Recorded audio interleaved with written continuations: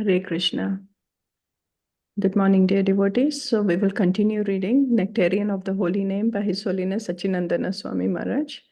Om Agyana Timirandasya Gyananjana Shalakaya Chakshurunmilitam Yena Tasmai Shri Gurave Namaha Shri Chaitanya Manopishtam Stapitam Yena Bhutale Swayam Rupa Kadamayam Dadati Swapadantikam Nama Om Vishnupadaya Krishna Prastaya Bhutale Srimate Bhakti Vedanta Swami Niti Namine Namaste Saraswati Deve Gauravani Pracharine Nirvishesha Shunyavadi Pashyatya Deshatarine Jai Shri Krishna Chaitanya Prabhu Nityananda Shri Advaita Gadadhara Shiva Sadi Gaura Bhakta Vrinda Hare Krishna Krishna Krishna Hare Hare Hare Rama Rama Rama Hare Hare Hare Krishna. So we are in the 10 offenses of the holy name. And the last section where it says about to maintain material attachments, even after understanding so many instructions. So that was completed. And then Maharaj goes on to explain about the really important problem we have with chanting is really the inattention. And then we come on to speak about inattention. Yesterday we saw about apathy too, like even not having that regard for chanting. It's really indifference, lack of attraction. So even after read about all of these things, and why are we not even taking it seriously, right? Because we are indifferent to the importance of the holy name, the chanting of the holy name, and all of that. So that was the topic we discussed yesterday. Now, the second one here that is explained is jadya, which is laziness. Laziness means to chant with a murky mind or to stop chanting before finishing a round in order to attend to a so-called important activity. Another symptom is the strong urge to interrupt chanting for a rest. By this, the taste for chanting cannot develop. The remedy is the association of Vaishnavas who do not waste their time with useless talk or other material activities, but who constantly chant and remember the holy name. Since they are solely immersed in the nectarian ocean of the holy name, they have no other desires. One should follow in the footsteps of such rare devotees until finally the desire arises to chant as they are chanting. This enthusiasm, combined with the mercy of the devotees, helps to overcome the lazy mind. In other words, one should associate with devotees who do not waste their time with prajalpa, material talking. Always beware of the prajalpa lounge in the temple where the inattentive chanters gather. The next one, vikshepa, which is distraction. Distraction produces illusion, the cause of all other forms of inattentive chanting, like laziness, apathy, or the lack of attraction. It also engenders various other offenses and impairs one from overcoming the attraction for wealth, women, or men, position, and material success, as well as the propensity of cheating. To be absorbed in these items of attachment results in distraction. One cannot concentrate on anything else. While chanting, the holy name will not really be heard. The attention is rather caught by worldly topics, and the mind can only concentrate on one item at a time. In order to avoid distraction and thus rectify this offense, one should follow the rules of Vaishnava etiquette. This means, for example, to stop thinking of eating on Ekadashi, on appearance days, and other important festivals, and instead to chant the whole day and night in the association of Vaishnavas. Such Krishna conscious festivals offer the devotees the best opportunity to chant the holy name more than usual and to become fully absorbed in kirtan as well as in japa.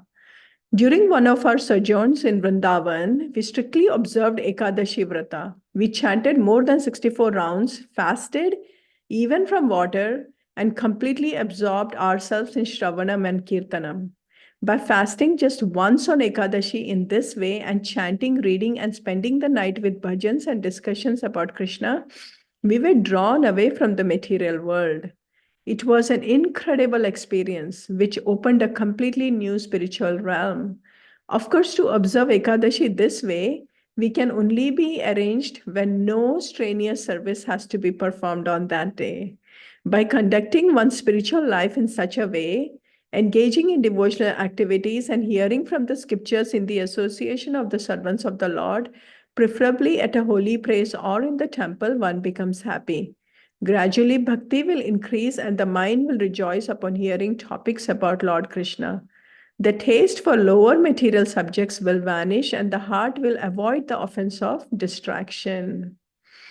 O King, it is therefore essential that every human being hears about, glorifies, and remembers the Supreme Lord, the personality of Godhead, always and everywhere. This is Sukadev Goswami in Srimad Bhagavatam 2:36. If one is distracted, he should pray for Krishna's mercy. Compassionate Krishna will help such a devotee without doubt.